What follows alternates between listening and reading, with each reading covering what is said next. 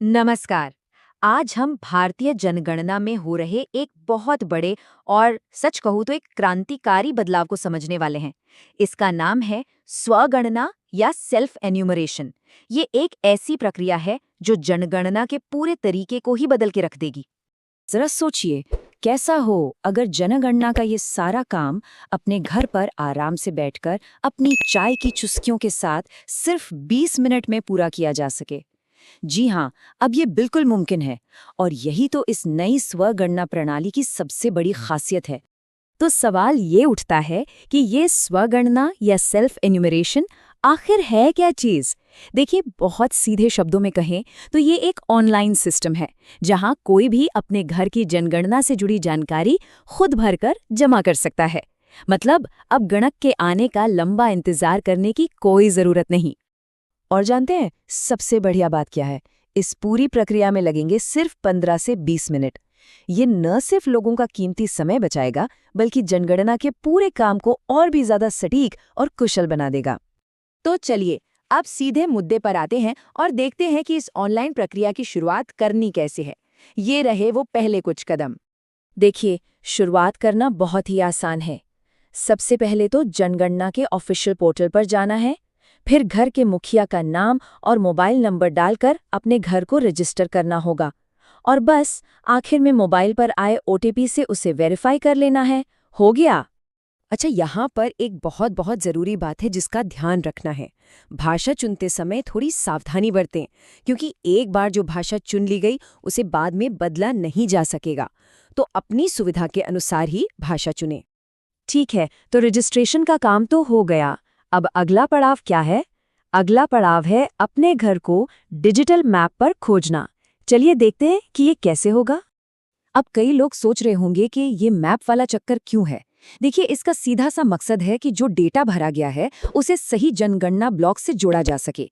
इससे ये पक्का हो जाता है कि सारी जानकारी सही जगह दर्ज हो रही है और बाद में जनगणना टीम के लिए उसे वेरीफाई करना भी आसान हो जाता है। तो मैप लोड हो उससे पहले आपको पते की कुछ बेसिक जानकारी देनी होगी, जैसे कि आपका जिला, गांव या शहर का नाम और आसपास की कोई मशहूर जगह या लैंडमार्क। जब मैप खुल जाएगा ना, तो एक लाल रंग का पिन दिखेगा। बस उसे ड्रैग करके ठीक अपने घर की लोकेशन पर ड्रॉप कर देना है। हमारी सलाह है कि ये काम लैपटॉप पर करें, क्योंकि बड़ी स्क्रीन पर लोकेशन मार्क करना ज्यादा आसान होता है। चलिए, घर भी मैप पर आ गया। अब आता है सबसे जरूरी हिस्सा, यानी फॉर्म भरना और जनगणना से जुड़े सवालों के जवाब देना। यहाँ एक दिलचस्प बात यह है कि घर और परिवार के सदस्यों से जुड़ी सारी जानकारी तो आप खुद भरेंगे, लेकिन कुछ टेक्निकल चीजें जैसे बिल्डिंग नंबर या जनगणना मकान संख्या, ये बाद में जब गणक विजिट करेंगे तब वो खुद भर देंगे। और हाँ, सवाल बिल्कुल वही हैं जो गणक पूछते हैं। और हाँ, कोई टेंशन लेने की जरूरत नहीं है। अगर कोई गलती हो भी जाए तो फाइनल सबमिट करने से पहले आप जितनी बार चाहें अपनी जानकारी को ड्राफ्ट में सेव कर सकते हैं और उसमें बदलाव कर सकते हैं। तो लीजिए, अब हम लगभग आखिरी पड़ाव पर पहुंच गए हैं। ये है फॉर्म को जमा करने और वेरीफाई करने का स्टेप। फाइनल सबमिशन के लिए बस 3 सिंपल स्टेप्स हैं। सबसे पहले जो भी डेटा भरा है उसे एक बार ध्यान से चेक कर लें। जब पूरी तरह तसल्ली हो जाए तो फाइनल सबमिट बटन पर क्लिक करें। इसके तुरंत बाद एक यूनिक स्वगणना आईडी मिल जाएगी। बस एक बात याद रखें, एक बार सबमिट कर दिया तो फिर कोई बदलाव नहीं हो पाएगा। आपको एक 11 डिजिट का यूनिक कोड मिलेगा जिसे स्वगणना आईडी कहते हैं। ये आईडी एसएमएस के जरिए फोन पर भी आ जाएगी और इसे पोर्टल से डाउनलोड भी किया जा सकता है। इसे संभाल कर रखना बहुत बहुत जरूरी है।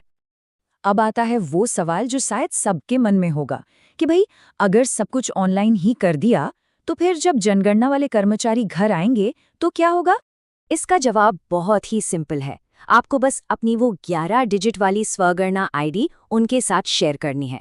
वो उस आईडी को अपने सिस्टम में डालकर आपके डेटा को वेरीफाई कर लेंगे और बस काम हो गया। तो देखा आपने, ये जो नई स्वगणना प्रक्रिया है ना, ये जनगणना की पूरी ताकत सीधे हम लोगों के हाथों में देती है। अब इसे अपनी सुविधा के हिसाब से अपने समय पर पूरा किया जा सकता है। ये सच में डिजिटल इंडिया की दिशा में एक बहुत बड़ा और महत्वपूर्ण कदम है।